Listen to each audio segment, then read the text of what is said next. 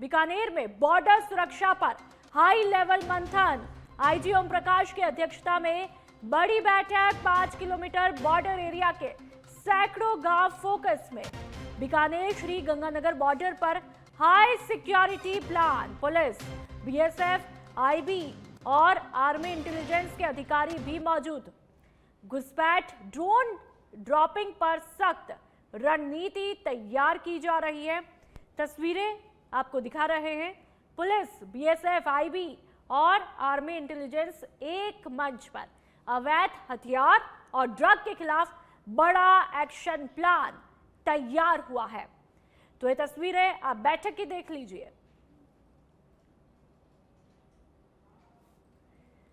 जयपुर में संवाद से समाधान कार्यक्रम के तहत जयपुर विकास प्राधिकरण के आयुक्त सिद्धार्थ महाजन की अध्यक्षता में हितधारक संवाद बैठक आयोजित की गई। तस्वीरें आपको दिखा रहे हैं। इस बैठक में CREDAI और TODAR सहित निर्माण क्षेत्र से जुड़े प्रतिनिधियों ने भाग लेकर के अपने सुझाव और समस्याएं रखी। बैठक के दौरान शहर के सुनियोजित विकास को लेकर के चर्चा हुई, जिसमें बेहतर निर्माण के क्या कुछ मानक है, आवासीय योजनाओं में पार्किंग व्यवस्था, चौड़ी अप्रोच रोड और अवैध अतिक्रमण जैसे मुद्दों पर विचार किया गया। आयुक्त ने कहा कि JDA का उद्देश्य योजनाओं को व्यवहारिक और नागरिक के अनुकूल बनाना है, जिसके लिए निरंतर संवाद बेहद जरूरी है। हितधारकों ने इस पहल की सराहना करते हुए इसे पारदर्शिता और समस्याओं के समाधान के लिए प्रभावी मंच बताया। तो ये तस्वीरें आपको दिखा रहे हैं।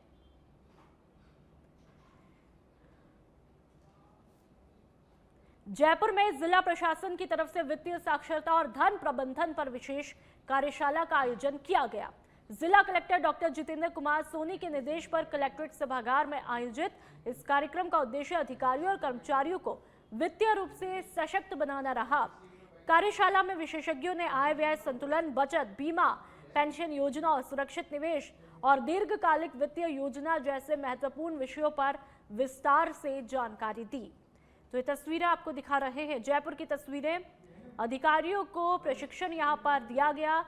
सुरक्षित निवेश और भविष्य के लिए क्या कुछ बेहतर योजना होनी चाहिए, इस पर खासा जोर दिया गया।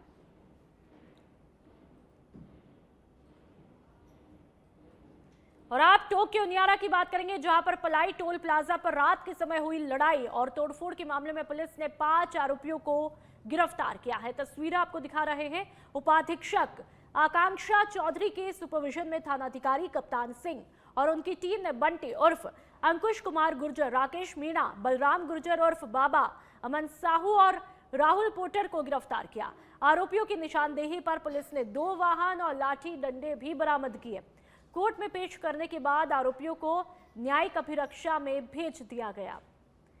तो ये तस्वीरें आपको दिखा रहे हैं टोक्यो नियारा की है, जहां पर आपको तोड़फोड़ की भी तस्वीरें हमने दिखाई। टोल प्लाजा की तस्वीरें। अब ऐसे में पुलिस का बड़ा एक्शन देखने को मिल रहा है। टोल प्लाजा विवाद मामले में आपने देखा कि किस तरह से शीशे तोड़ दिए गए। पलाई टोल प्लाजा पर कुछ असामाजिक तत्वों के द्वारा लाठी डंडों से लैस होकर 3-4 गाड़ियों में भर के बदमाश आए थे, जिन्होंने तोड़फोड़ की थी और बूथों को तोड़ दिया गया था। इसमें आज कार्रवाई करते हुए 2 4 व्हीलर गाड़ी स्विफ्ट और क्रेटा को जब्त किया गया है और 5 आदमी गिरफ्तार किए गए। शीघ्र ही शेष मुलजिमों को और गिरफ्तार किया जाएगा। गिरफ्तार करने के बाद उनको न्यायिक अभिरक्षा जी। और अब धौलपुर की बात करेंगे, जहां पर फायरिंग के सनसनीखेज मामले में पुलिस ने बड़ा खुलासा किया है। एसपी विकास सांगवान के निर्देशन में कार्रवाई करते हुए पुलिस ने जमीनी विवाद में हुई फायरिंग के मामले में मुख्य आरोपी सुघरा सहित 5 आरोपियों को गिरफ्तार किया है। 17 मार्च 2026 को तोरे का सायपुर गांव में हुई इस फायरिंग का वीडियो सोशल मीडिया पर जम करके वायरल हुआ था। पुलिस ने आरोपियों के कब्जे से 1 राइफल और 2 जिंदा कारतूस भी बरामद किया है। ये कार्रवाई थाना प्रभारी कैलाश चंद के नेतृत्व में की गई। तो जमीनी विवाद का ये पूरा मसला था, जिस पर ताबड़तोड़ गोलियां चली थी और मुख्य आरोपी समेत 5 गिरफ्तार हुए हैं।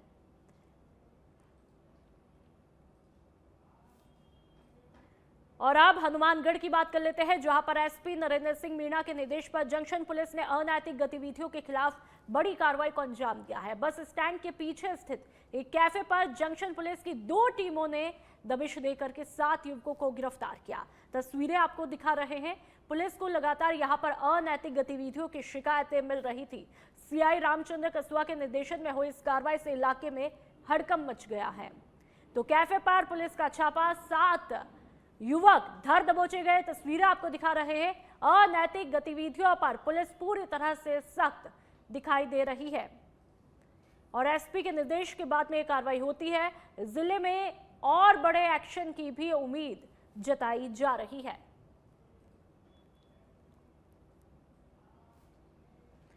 और अब भीलवाड़ा के रायला से खबर, जहां पर पुलिस ने मादक पदार्थ तस्करी के खिलाफ बड़ी कार्रवाई करते हुए फॉर्च्यूनर कार से करीब 590 ग्राम अफीम बरामद की है। कार की तस्वीरें देख लीजिए। रायला थाना पुलिस और डीएसटी टीम की संयुक्त कार्रवाई में नाकाबंदी के दौरान 3 तस्करों को गिरफ्तार किया है। बताया जा रहा है कि अफीम उदयपुर से हरियाणा ले जाई जा रही थी। प्रारंभिक पूछताछ में तस्करी नेटवर्क से जुड़े अहम सुराग भी मिले हैं, जिनके आधार पर आगे जांच जारी है। तो ये तस्वीरें आप देख लीजिए, कार की तस्वीरें हैं। और अब क्या कुछ पूरा नेटवर्क है, इसको लेकर के पुलिस हर एंगल से तफ्तीश में जुटी हुई है। मादक पदार्थों के खिलाफ लगातार पुलिस का सख्त एक्शन देखने को मिल रहा है और अफीम इस कार से जब्त की गई है।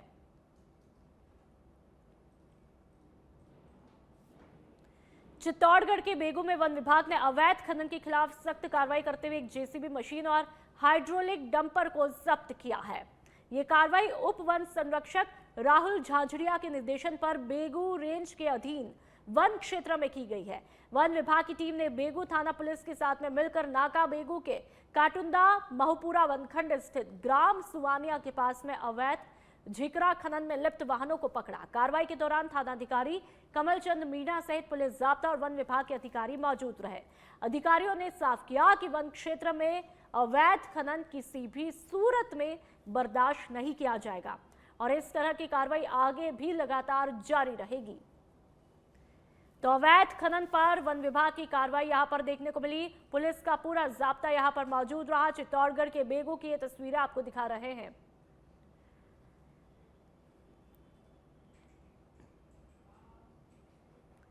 टोंक के निवाई के बरौनी थाना क्षेत्र के जयपुर कोटा राष्ट्रीय राजमार्ग पर पहाड़ी गांव के समीप सड़क किनारे खड़ी पिकअप गाड़ी को तूड़ी से भरे हुए ट्रैक्टर ट्रॉली ने टक्कर मार दी, जिससे पिकअप में सवार 13 वर्षीय बालक ताहिर खान की दर्दनाक मौत हुई। घटना की जानकारी मिलने पर बरौनी थाना के एएसआई घटनास्थल पर पहुंचे। बालक 5वीं कक्षा का छात्र था। पुलिस ने शव को कब्जे में लेकर उप जिला अस्पताल निवाई की मोर्चरी में रखवाया और पंचनामा कर कार्रवाई शुरू की है। ट्रैक्टर ट्रॉली को पुलिस ने कब्जे में लिया है, जबकि चालक मौके से फरार हुआ। मामले की जांच बरौनी पुलिस द्वारा जारी है।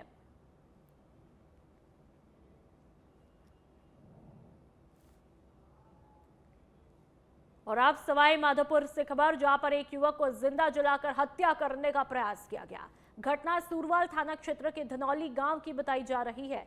घायल युवक लोकेश मीना भारजा को गंभीर हालत में पहले प्राथमिक उपचार दिया, जिसके बाद जयपुर रेफर किया गया। युवक के बयान में लाखों रुपए के लेन देन का विवाद सामने आ रहा है। वहीं प्रेम प्रसंग की बात भी चर्चा में है। फिलहाल उसकी मौत की खबर सामने आई है, लेकिन अभी तक आधिकारिक पुष्टि नहीं हुई है। पुलिस पूरे मामले की तहकीकात में जुटी हुई है।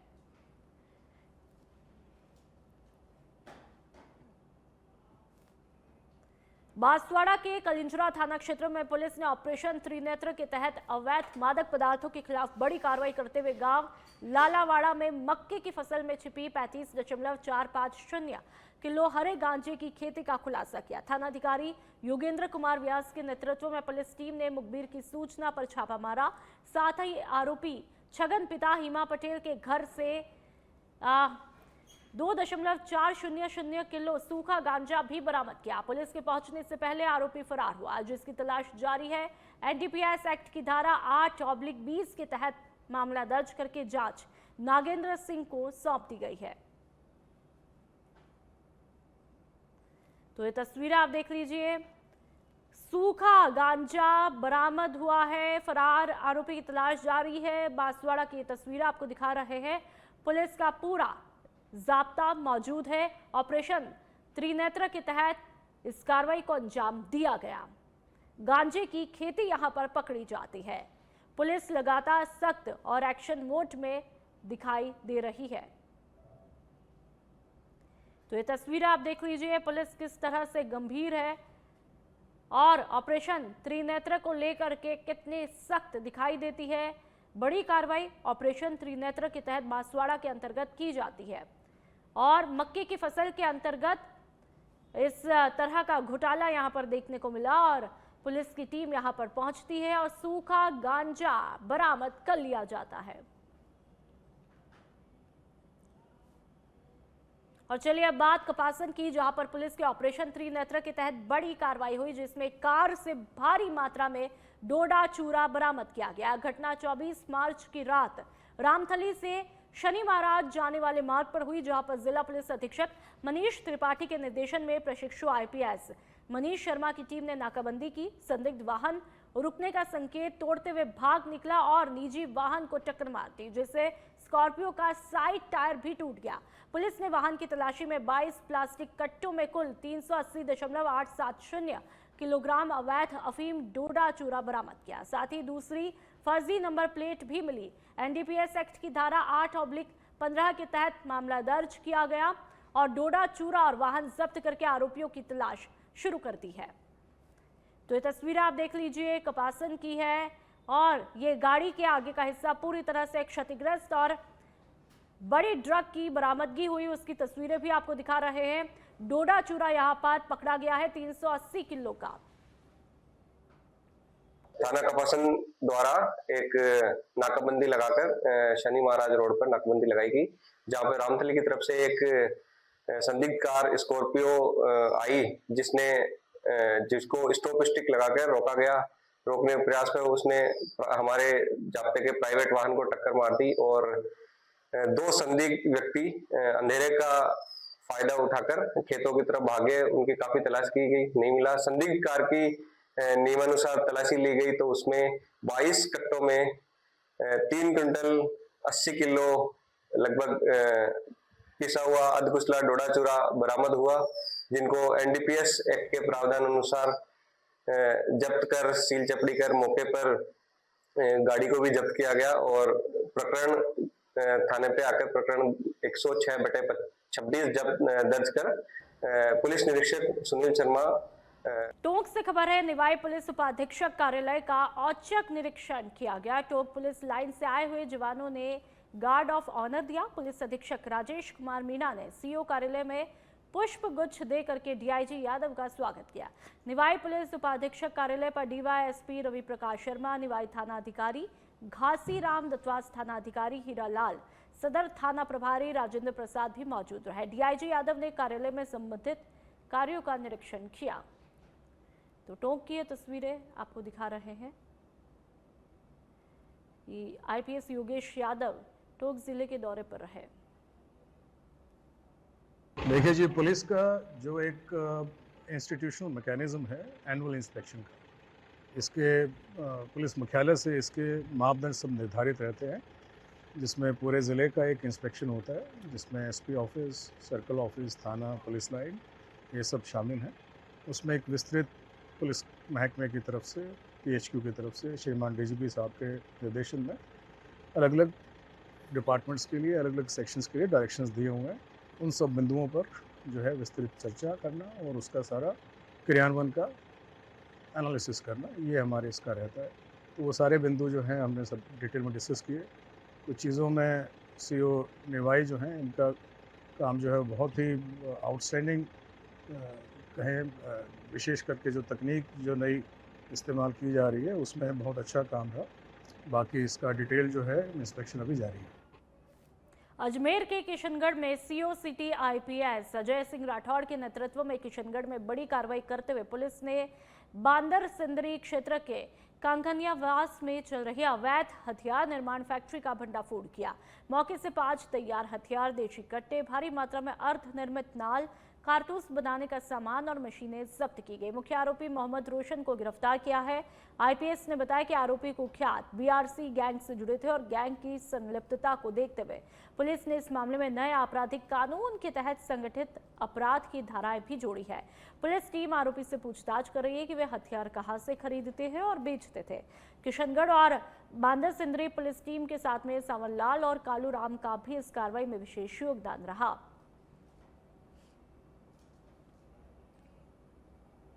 बांदा सिंदरी थाना क्षेत्र के अंदर ये जो गांव है कांकड़ियावास, वहाँ पे एक पंचर की दुकान चला रहा था एक आदमी जिसका नाम है मोहम्मद रोशन। तो ये पंचर की दुकान के आड़ में एक अवैध हथियारों की फैक्ट्री चला रहा था, जिसके अंदर अवैध हथियारों का निर्माण किया जाता था। और जब इससे पूछताछ की गई तो पता चला ये पिछले 5 सालों से इस तरीके का काम कर रहा था, अवैध हथियार सप्लाई कराया जा रहा था। तो इसमें 5 हथियार भी जब्त हुए हैं अपन को, और कुछ नवनिर्मित और अर्धनिर्मित हथियार, उसको बनाने की नाल, उसमें प्रयोग किए जाने वाले बारूद, छर्रे, इस तरीके की चीज़ें भी बरामद हुई है। और पकड़ा है सर, वो आदतन है, इसके बारे में बता रहा हूँ। जिस तरीके से प्राथमिक जांच चल रही है, इसके अंदर जो भूमिका आ रही है, इसका लिंक जो आ रहा है वो बीआरसी गैंग से आ रहा है। तो इसको देखते हुए और जो पुलिस मुख्यालय की प्राथमिकता है, उसके मद्देनज़र हमने नवीन आपराधिक कानून में जो संगठित अपराध की धारा है उसका प्रयोग किया है, और उससे इस गैंग के जो भी सदस्य से जुड़े हुए हैं और उसके निर्माण और उसमें आ रहे हैं, उनके ऊपर कार्रवाई की जाएगी। बीआरसी गैंग है जो यहाँ किशनगढ़ में काफ़ी एक्टिव रही है, पहले काफ़ी पॉलिटिकल मर्डर वगैरह के उसमें भी न्यूज़ में रही है। बांदा सिंदरी थाना क्षेत्र के अंदर ये जो गांव है कांकड़ियावास, वहाँ पे एक पंचर की दुकान चला रहा था एक आदमी जिसका नाम है मोहम्मद रोशन। तो ये पंचर की दुकान के आड़ में एक अवैध हथियारों की फैक्ट्री चला रहा था, जिसके अंदर अवैध हथियारों का निर्माण किया जाता था। और जब इससे पूछताछ की गई तो पता चला ये पिछले अलवर में यातायात प्रभारी संजय शर्मा द्वारा आज पॉलिटेक्निक कॉलेज में छात्राओं को यातायात नियमों की जानकारी देकर उन्हें जागरूक किया गया। तस्वीरें आपको दिखा रहे हैं। इस दौरान कॉलेज परिसर में आयोजित कार्यक्रम में उन्होंने छात्राओं को 2 पहिया वाहन चलाते समय हेलमेट पहनने की अनिवार्यता, ट्रैफिक सिग्नल के महत्व और सुरक्षित ड्राइविंग के नियमों के बारे में बताया। उन्होंने कहा कि सड़क सुरक्षा के लिए नियमों का पालन करना बेहद जरूरी है, जिससे दुर्घटनाओं से बचा जा सके। ये तस्वीरें आप देख लीजिए। यातायात नियमों की जानकारियां यहां पर दी गई यातायात प्रभारी के द्वारा। अलवर के अंतर्गत ये तस्वीरें पॉलिटेक्निक कॉलेज में छात्राओं को जानकारियां दी है। ये तस्वीरें आप देख लीजिए। कॉलेज परिसर में ये कार्यक्रम आयोजित किया गया। जो पॉलिटेक्निक करने वाले बच्चे हैं उनके लिए ट्रैफिक रूल्स अवेयरनेस के लिए एक कार्यशाला आयोजित की गई थी, जिसमें हमने बच्चों के लिए ट्रैफिक रूल्स की पालना करने और उनके लिए जो भी सिग्नल ट्रैफिक के जो भी सिग्नल हैं या निशान हैं उनके बारे में अवगत कराया गया है। और जो भी ट्रैफिक रूल्स हैं, हेलमेट पहनना, आजकल जैसे बच्चों में प्रवृत्ति बढ़ रही है कि हेलमेट नहीं पहनते हैं, फुल स्पीड में गाड़ियाँ चलाते हैं, तो उसके लिए बच्चों को अवेयर किया गया है।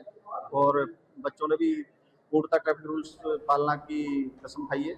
और हमारी मैडम है रेणु वर्मा जी अपने साथ, इन्होंने भी कार्यशाला में महिलाओं के प्रति होने वाले। प्रतापगढ़ के अरनोद कस्बे में एफसीआई खरीद केंद्र पर गुणवत्ता मानकों को लेकर किसानों ने विरोध प्रदर्शन किया और उपखंड कार्यालय के सामने मुख्य सड़क पर जाम लगा दिया। तस्वीरें आप देख लीजिए। करीब 10-15 मिनट तक चले इस जाम से आवागमन बाधित रहा। मिली जानकारी के मुताबिक इस साल अरनोद मंडी में स्थापित खरीद केंद्र पर गेहूं की खरीद सख्त गुणवत्ता मानकों के अनुसार ही की जा रही है। सुबह एक किसान अपनी 2 ट्रॉली गेहूं लेकर के आया, जिसमें से एक ट्रॉली मानकों पर खरी उतरी, जबकि दूसरी ट्रॉली को अधिक सिकुड़े हुए दाने होने के कारण अस्वीकार किया गया। नाराज किसान ने अन्य किसानों के साथ में मिलकर हंगामा शुरू कर दिया। मौके पर पहुंचे थाना अधिकारी और प्रशासन ने समझाइश करके हालात को कंट्रोल में लिया। बाद में मामला एसडीएम के पास पहुंचा, जहां किसानों को नियम और केंद्र सरकार के निर्देश समझाए गए। जो एफसीआई का जो खरीद केंद्र है अरनोद मंडी में स्थापित किया है, और सुबह जो हंगामा जो कियोस्क हुआ वो इस वजह से हुआ क्योंकि भारत सरकार ने इस बार एफएक्यू में ही क्वालिटी में खरीद करनी है। भारत सरकार को इस बार किसी भी तरह की कोई छूट नहीं है। एफसीआई के जो पैरामीटर है उसी के अंतर्गत खरीद करनी है। अब किसानों का जो सुबह एक किसान का 2 ट्रॉली में एक ट्रॉली फेल हुई थी, एक पास हो गई थी, क्योंकि उसका सिकुड़ा हुआ दाना उस पर जाता था।